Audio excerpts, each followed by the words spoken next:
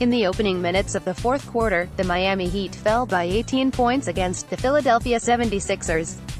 Already down in the series 3-1, the Heat looked done. But this tough Heat team went on a 10-0 run. Twice in the fourth period, Miami cut the lead to 8 points. Dwyane Wade even had a wide-open look to cut the deficit to 5 with 5:41 left in the game. Unfortunately, that shot misfired. After a brief Philly drought that helped Miami get back into the game, the Sixers responded and held on for a 104-91 win to advance to the second round. Although the Heat had a real opportunity to tie the series on Saturday, the Sixers outmatched Miami. It also hurt that Miami's best two-way player Josh Richardson, who was questionable to play in tonight's game after sustaining a shoulder sprain in Game 4, was limited by first-half foul trouble.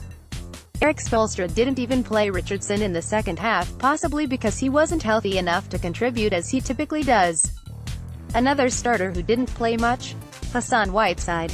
After an encouraging Game 4 performance, Whiteside scored just 2 points and went 0 for 4 from the field, including missing a couple point-blank shots.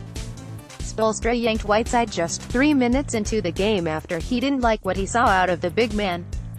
The Heat played a pretty good first half, ending the second quarter with a tie game at 46. But as became common throughout the series, Philadelphia took advantage of an extended Heat lull in the third quarter and built a double-digit lead. The Heat are a tough-nosed team, but remained too offensively anemic to keep up with a Sixers team with two emerging superstars in Ben Simmons and Joel Embiid surrounded by knockdown shooters. On a positive note, the Heat finally got something out of Tyler Johnson, whose left thumb injury has limited his offensive output. Johnson scored 16 points on 7 of 11 shooting from the field, including 2 three-pointers, crucial on a night in which Richardson didn't score. Justice Winslow also took more steps forward in this playoff series, showcasing an ability to grow as an NBA player. Winslow scored 12 points, knocked down 2 three-pointers, and attacked the basket in the right moments to manufacture easy points. A year ago, I wanted the Heat to trade Winslow. But he's shown this year that he forms a triumvirate featuring Richardson and Bam Adebayo that gives Heat fans hope for the future. I won't be too hard on Wade. He may have played his last NBA game, and this season highlight is undoubtedly his surprise trade back to the franchise he built, but no.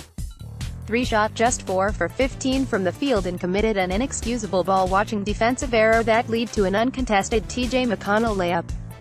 Despite his less-than-ideal performance, I hope Wade stays next year. He's still good in spurts and would serve as a great mentor to the Heat's younger players.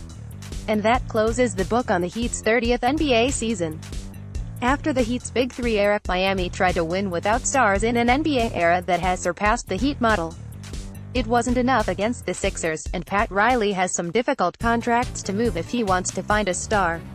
We'll see what changes this team will make to have a better season next